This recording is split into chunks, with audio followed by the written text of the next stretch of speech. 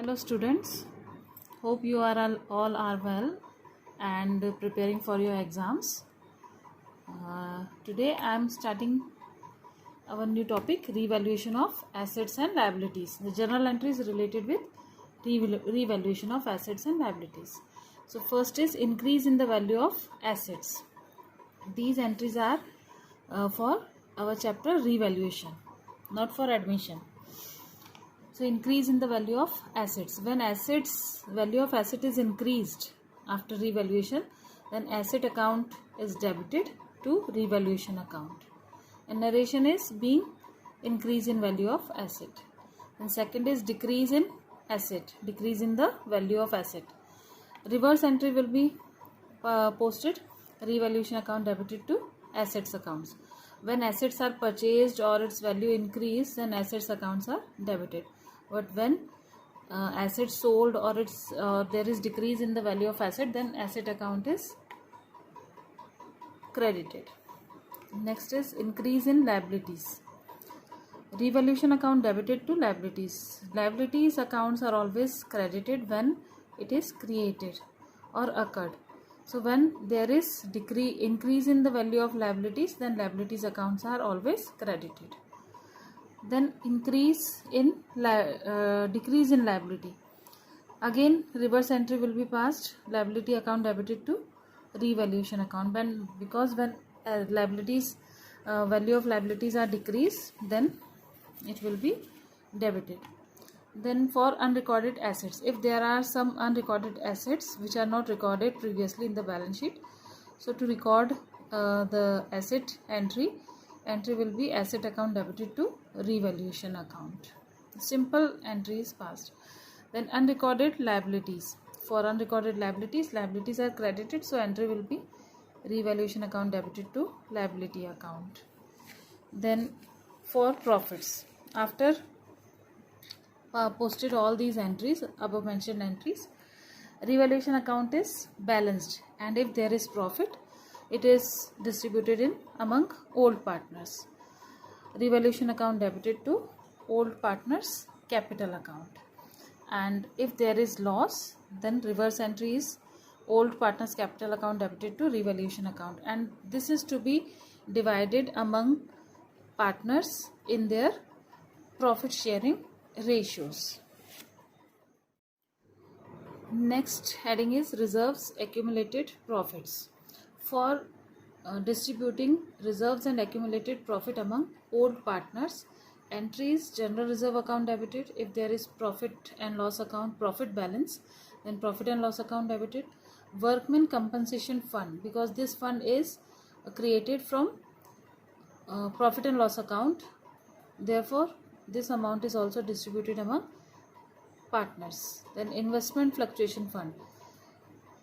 All these four accounts or amounts are distributed among old partners when there is revaluation of assets and liabilities.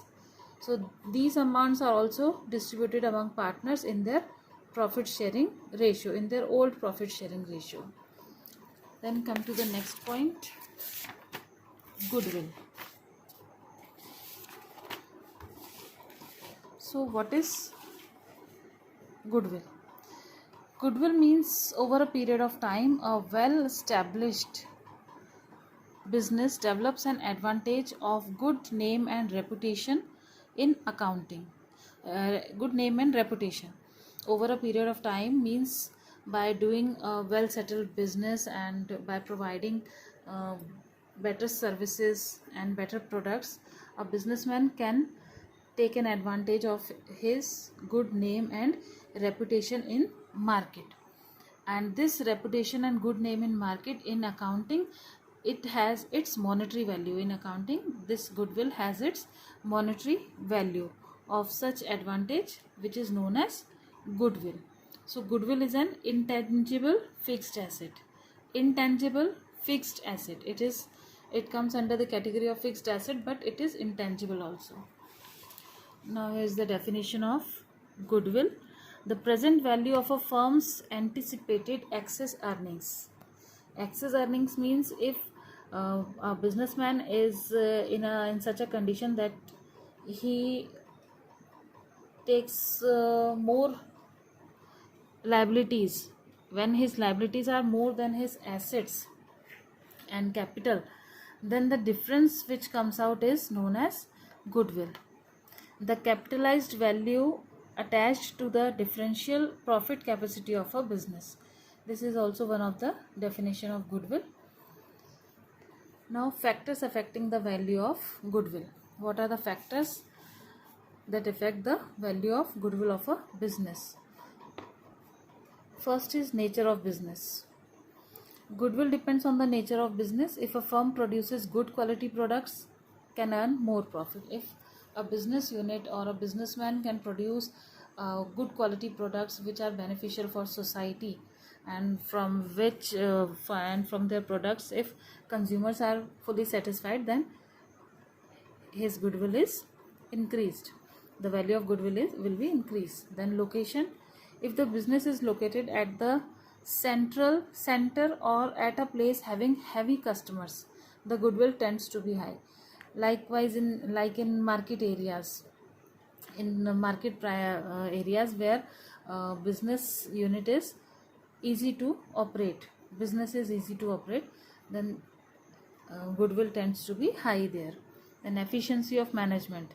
If the management of business is very efficiently and effectively, they perform their duties and always possess more goodwill. In efficiently managed business always possess more goodwill. Managerial efficiency always results in better profits.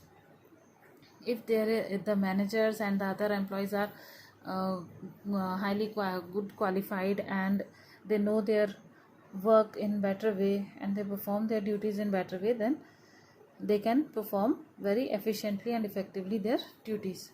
It will result in increase in goodwill. Then market conditions. In the condition of limited competition or monopoly conditions enables the business to earn high profits. If the business is in monopoly condition, or where the competition in the market is very limited, then it also results in high profits, which leads to higher value of goodwill. Then some special advantages. The firm that enjoys special advantages like import license, low rate, long-term contracts, patents, trademarks, etc., enjoy higher value of goodwill. These are the factors which affect goodwill. Now, kinds of goodwill. There are three main types of goodwill. First is cat type goodwill, second is dog type goodwill, and third is rat type goodwill. So first is cat type goodwill. The tendency of a cat is to live always at one place. The nature of cat is to live always at one place. It doesn't leave its place even if the owner of the place leaves it. So this type of goodwill, cat type goodwill, it depends on the market or place. It relates to place of the business. So this type of goodwill, hence where the customers of a business are attached, that they never break their relations with the business concern despite there is a change in the ownership. The goodwill of such concern is called cat type goodwill. If the ownership means if the owners are changed, but goodwill still remains the same in this type of businesses. Second is dog type goodwill. Dog is a very faithful animal. So a dog, being a faithful and loyal animal, always follows his master. Hence, when the customers are intimately attached with the owner instead of the business concern, the goodwill of such type of business is called dog type goodwill, where the customers are very much closely contact with the owner of the business and not the business unit. Such type of goodwill is known as dog type goodwill. Then rat type goodwill. A rat always keeps on changing its place in search of food. Hence, the value of goodwill will be much less if the nature of the customers are similar to that of rats. In such business, neither the business concern nor the owners get benefited with such type of goodwill. If the customers need their to change their taste according to the market conditions, then where then the goodwill is known as red type